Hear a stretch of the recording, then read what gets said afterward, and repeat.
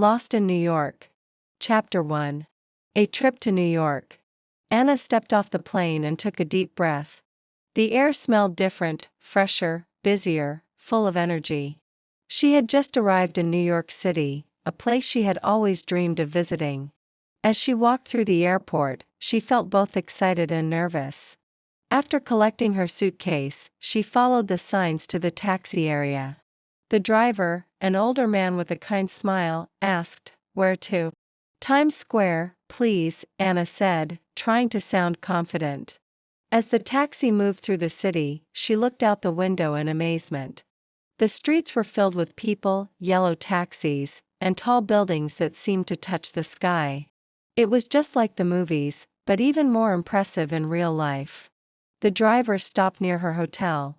Anna paid, thanked him, and stepped onto the sidewalk. The city was alive, honking cars, flashing billboards, street musicians playing lively tunes. She smiled.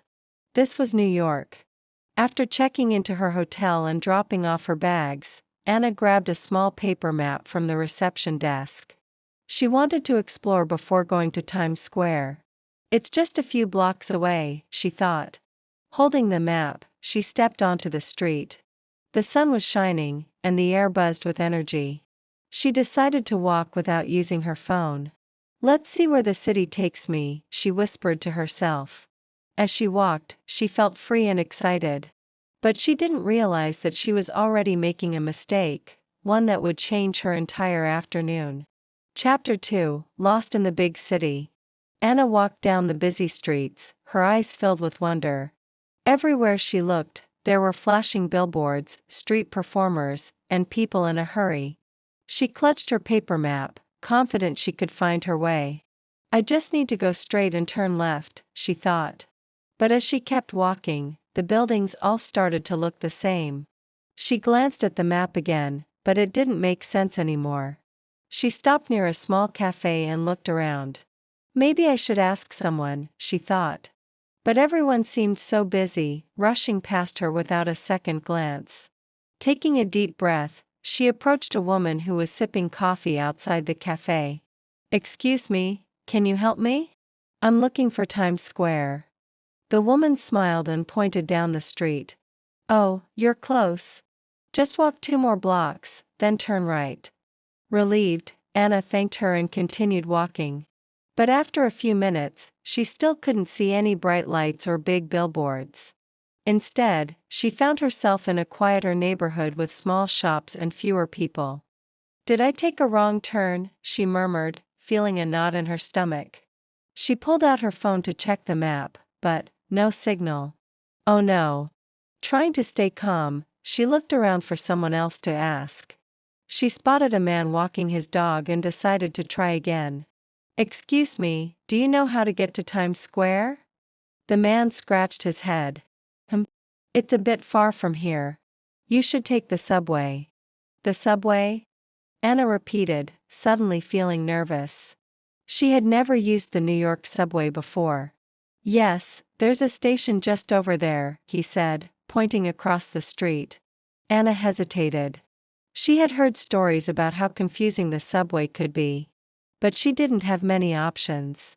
"All right, thank you," she said with a nervous smile. As she walked toward the subway entrance, she felt her heart beat faster. Was she really about to take the subway in a city she didn't know? Little did she know, her adventure was just beginning. Chapter 3. The Subway Challenge.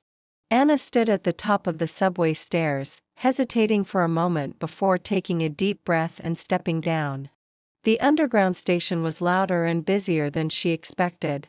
People moved quickly, swiping their Metro cards and rushing through the turnstiles. She walked over to a large map on the wall, trying to find the right train. "Times Square," she murmured, scanning the lines. But the map was overwhelming, so many colors, numbers, and directions. Anna turned around and saw a ticket machine. "Okay, first I need a Metro card," she thought. She tapped the screen, but the options confused her. "Single ride, unlimited, express pass," she mumbled. A man behind her cleared his throat impatiently. Feeling pressured, she quickly selected a single ride, inserted her money, and grabbed the card. Okay, step 1 done, she told herself. Now, the next challenge, the turnstile. She watched as people effortlessly swiped their cards and walked through. Taking a deep breath, she imitated them. She swiped, nothing happened. She tried again, still nothing. A voice behind her said, "You have to do it quickly, like this." Anna turned to see a teenage girl demonstrating with her own card. Anna nodded, tried again, and this time, it worked. "Oh. Thank you," she said, smiling. The girl laughed. "No problem. Are you lost?" Anna hesitated, then nodded. "I need to get to Times Square." Easy. Take the uptown train on the red line," the girl said, pointing toward a platform. Anna thanked her and hurried to the platform. A few minutes later, a train roared into the station, and the doors slid open. She stepped inside, gripping a pole tightly as the train began moving. The subway was full of different kinds of people, businessmen typing on laptops, tourists studying maps, and a street performer playing the guitar. Anna watched, fascinated, but also nervous. She checked the station names as the train stopped at each one. "Okay, next stop is mine," she whispered, preparing to get off. The train slowed down, the doors opened, and she stepped out into the bustling Times Square station. She did it. A wave of relief washed over her. Now, all she had to do was find the exit. But as she looked around, she realized, this station was huge, with multiple exits leading to different streets. "Here we go again," she thought with a nervous laugh. Chapter 4, Lost in the Crowd. Anna walked through the busy subway station, her eyes scanning the overhead signs for an exit. There were at least 5 different options: 42nd Street, 7th Avenue, Broadway, each leading to a different part of the city. Which one takes me to the right place, she wondered. She took a deep breath and followed the crowd, choosing an exit that seemed promising. As she climbed the stairs, the sounds of the city grew louder: honking taxis, distant sirens, and the chatter of hundreds of voices. Finally, she reached the street. Bright billboards flashed overhead, enormous screens displayed advertisements, and tourists snapped photos at every corner. Times Square was even more overwhelming in person than she had imagined. Anna pulled out her phone and opened the map app. "All right, my hotel should be," she zoomed in, but her heart sank. Her battery was at 1%. No, she whispered. Before she could memorize the directions, her screen went black. Panic started to rise in her chest. She was in one of the busiest places in the world, completely lost, with no way to contact anyone. She turned around, looking for something familiar, but every street looked the same. The massive crowds moved quickly, and she felt like she was being pulled in different directions. She tried to stay calm. "Okay, I can figure this out," she told herself. Spotting a coffee shop on the corner, she decided to go inside. Maybe she could charge her phone or ask someone for help. As she stepped in, the smell of fresh coffee filled the air. The line was long, but she waited patiently, rehearsing in her head how to ask for directions in English. When it was finally her turn, she approached the cashier. "Hi, I am lost. Can you help me?" The barista, a young woman with a friendly smile, nodded. "Of course. Where do you need to go?" Anna took out the hotel's business card from her bag and handed it to her. "Oh, this is just a few blocks away. Go straight down Broadway, turn right on 45th Street, and you'll see it," the barista explained. Anna repeated the directions in her head. Broadway, 45th Street, Hotel. Got it. She thanked the woman, bought a coffee as a small way to say thanks, and stepped back outside. With new confidence, she followed the directions carefully. After a few minutes of walking, she spotted the hotel's bright sign in the distance. Relief flooded her body. She had made it. As she walked into the lobby, she realized something important. She had been scared, but she didn't give up. She used her English, asked for help, and solved the problem on her own. Maybe, just maybe, she was stronger than she thought. Chapter 5, A New Beginning. Anna walked into the hotel lobby, feeling a sense of relief still in her body.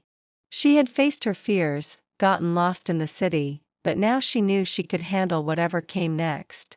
After checking in, she went up to her room. The window showed an incredible view of New York, the city lights shining in the distance. She sat on the bed, breathing deeply, reflecting on what had just happened. I did it, she thought, smiling to herself. After dropping off her things, she decided not to waste time. She was in New York, and every moment here was precious. She grabbed her map, took a deep breath, and left the hotel. Now, she felt more comfortable navigating the city, even though it was busy and overwhelming at first. But now, with a few tips and lessons, she could already recognize places and hear words she understood. Hello, how are you? Excuse me, where's the subway? Anna repeated the phrases she'd learned, practicing with the locals and tourists around her. She stopped at a park bench and decided to rest for a moment. Next to her, a man was selling pretzels, and she realized she was hungry. How much for one pretzel? She asked with a shy smile. $2, the vendor replied. Anna took the money from her purse and paid. As she took the first bite of the pretzel, she reflected on how the language was starting to feel more natural to her. Each interaction was shaping her confidence and her ability to communicate more effectively. While eating, she thought about the next few days. She still had so much to explore, and the idea of facing challenges in the city, like the food, the culture, and the language, didn't seem as scary anymore. It felt like a new beginning. I can do this. I will make the most of every moment, she thought, with a renewed sense of determination. Chapter 6, The City That Never Sleeps. The next morning, Anna woke up feeling excited. She had made a plan for the day: visit Times Square, Central Park, and see the Statue of Liberty from afar. New York was full of surprises, and she couldn't wait to explore more. She quickly got dressed and left the hotel. The weather was perfect for a day of sightseeing. As she walked down the street, she felt the energy of the city. People were rushing everywhere, and the sounds of cars honking and conversations filled the air. Times Square was her first stop. It was just as she had seen in movies, with bright lights, huge screens, and people from all over the world. Anna stood in the middle, feeling like she was in the center of the universe. Wow, she whispered to herself. This is incredible. She walked around, taking pictures, and then decided to go to Central Park. She had heard so much about it and wanted to experience its peaceful beauty amidst the busy city. When she reached the park, she sat on a bench and took in the view. The trees, the sound of birds chirping, and the joggers passing by made it feel like a calm escape from the city's chaos. She sat there for a while, reflecting on how much she had grown in just a few days. Learning English, facing challenges, and pushing herself outside of her comfort zone had been hard, but it was paying off.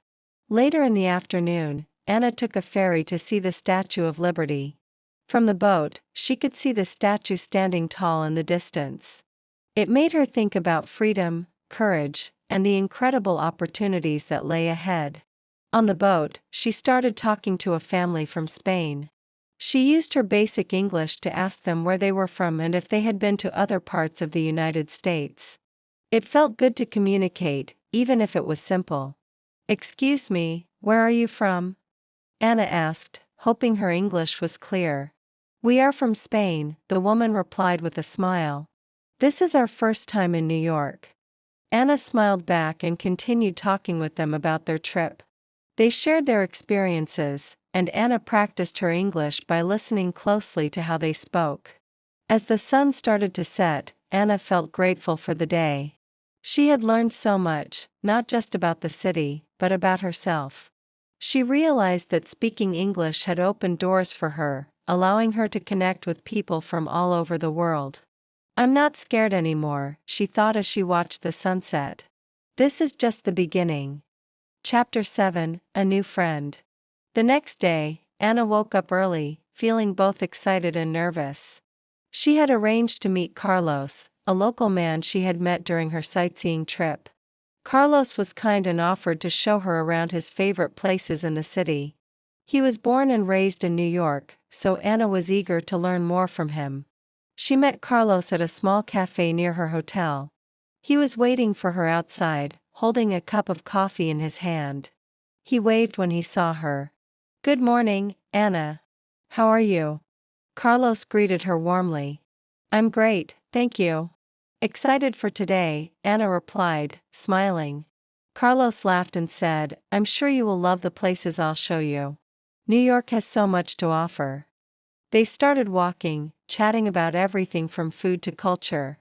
Anna was doing her best to keep up with the conversation, but sometimes she found herself lost in the fast-paced English. Carlos noticed and slowed down his speech. "Don't worry if you don't understand everything," Carlos said. "I'll help you along the way." Anna smiled, feeling relieved. She had been nervous about speaking English, but Carlos was patient and kind. It made her feel more comfortable and confident. They walked to a neighborhood known for its beautiful street art. Anna had never seen anything like it. The colorful murals on the buildings told stories of the city's history, struggles, and dreams. She took out her phone to take some pictures, and Carlos explained the meanings behind the artwork. "This one represents the fight for equality," Carlos said, pointing to a mural of people holding hands. "New York has a rich history of activism and change."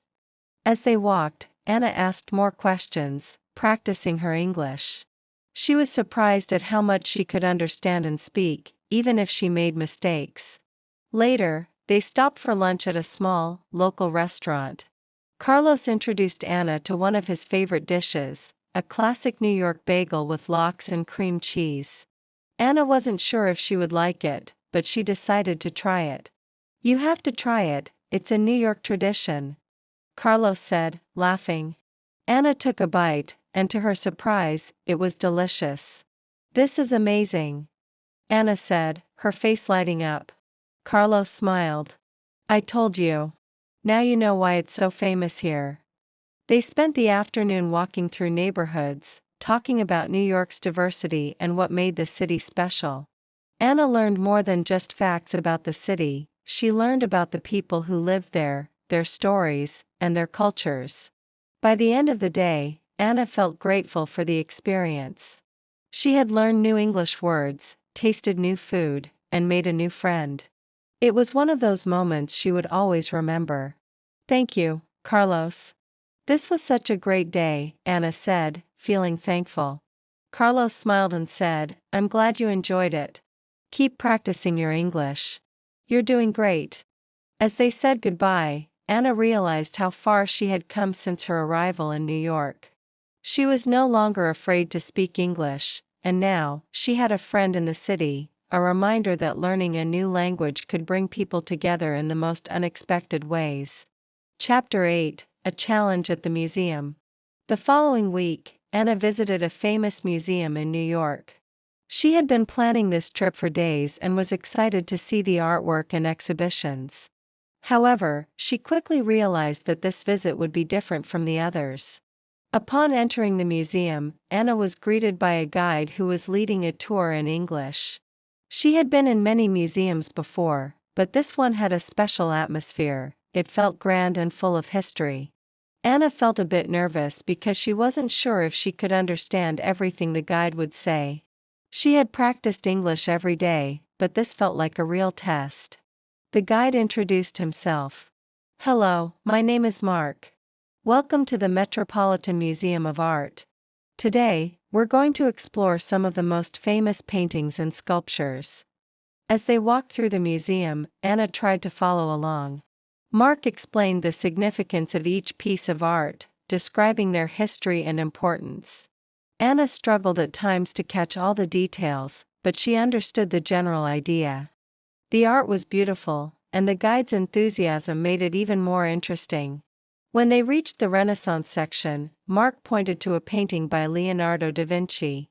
"This is one of the most famous works of the Renaissance. Can anyone tell me what you see in this painting?" Anna felt the urge to speak up. She had learned a lot about Da Vinci and his work in her history class, so she decided to give it a try.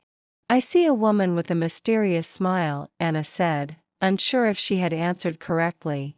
Mark smiled at her. "Exactly. That's the Mona Lisa." "You're right.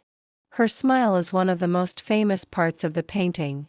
It has fascinated people for centuries." Anna felt proud of herself. She hadn't been sure about her answer, but Mark's response made her feel confident. As the tour continued, Anna asked more questions, and the guide patiently explained everything.